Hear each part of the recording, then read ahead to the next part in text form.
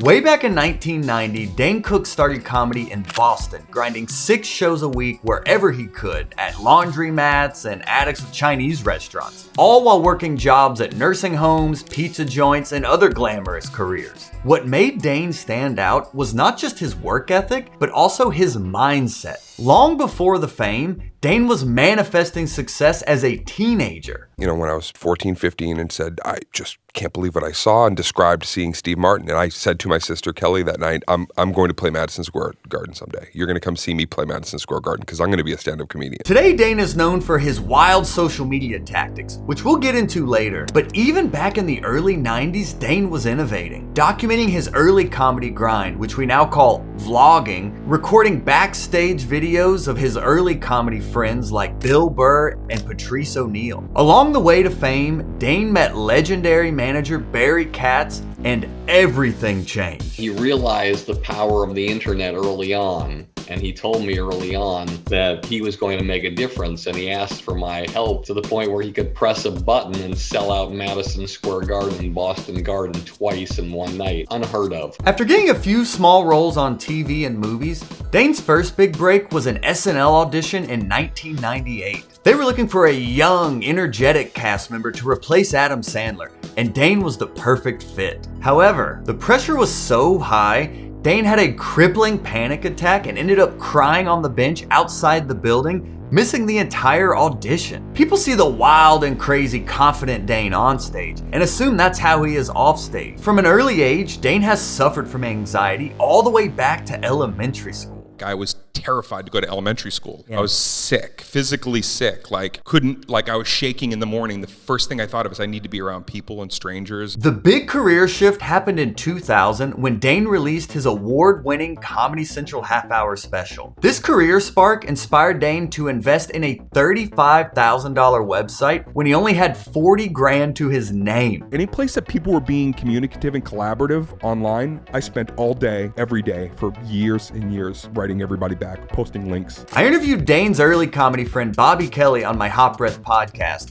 about his point of view seeing Dane change the comedy game firsthand. He gave his whole album away on Napster. It was him. He stole it and gave it away. He knew back then you need people to share your shit. Not only was Dane giving away his comedy for free, he was building lifelong fans, one comment at a time. And after that, nothing was the same again. And I spent the whole night, I think I probably responded to 2,500 people. Despite being so popular online, offline was another story. As Dane's fame grew, so did the hate. Dane saw the top of showbiz mountain, and it wasn't what he expected. Right? Here's the thing. You get in, there's a key. And once you get into that very inner circle, guess what? It's empty.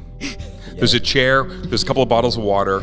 You could tell somebody else cool has been there, but it's really a very, very strange and lonely place once you make it to the upper echelon of whatever they say is the top of a career. I felt like I was a kid that just wanted to be a part of things, and I'd built this thing all alone. That was very lonely, even though there's 20,000 people around me. And it wasn't just the trolls getting in on the action. Dane's personal life was also taking a turn. I put my brother in prison. In addition to his half-brother embezzling over $10 million from him, Dane also loses both his parents to cancer within a year. So after 20 straight years on the comedy grind, Dane did something he had never done before, took a break. And for the next decade, Dane spent time on not developing his career, but himself, in therapy and in doing projects that challenge and excite him. But during this decade, Dane is not the only person to change.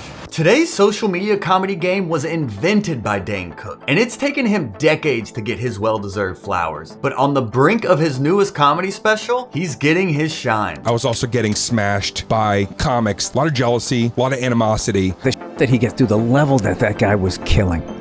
Dude, he put the fear in God in guys that have been doing it for 20 years. I don't tip my hat to you because you changed the game, dude, and we are all still stealing from you, like consistently. His early joke-stealing controversy with Louis C.K. had been resolved, and Dane now has a clean slate to revolutionize comedy again. He just released his own comedy special filmed at his house in the Hollywood Hills and was the first comedian to premiere a comedy special at LA's Chinese Theater. Since its release, both the album and video have hit #1 in sales, and Dane is now gearing up to release a documentary about his career. So I filmed every arena show I ever did. So I have like 140 arena shows, and I finally hired a guy to go through, and I'm basically putting together like all the weirdest moments from arenas that I did. Dane also wants to pay it forward and help the next generation of comedians. I'm not gonna reject anybody the way I've been rejected, and I don't to this day. The greatest thing I've learned in the last 12 years is anything that you garner, give it to somebody else who needs that support or love. The biggest takeaway for me from Dane's career is to focus on what you can control, work hard, and never stop evolving. Who knows? Your life can change with just one click.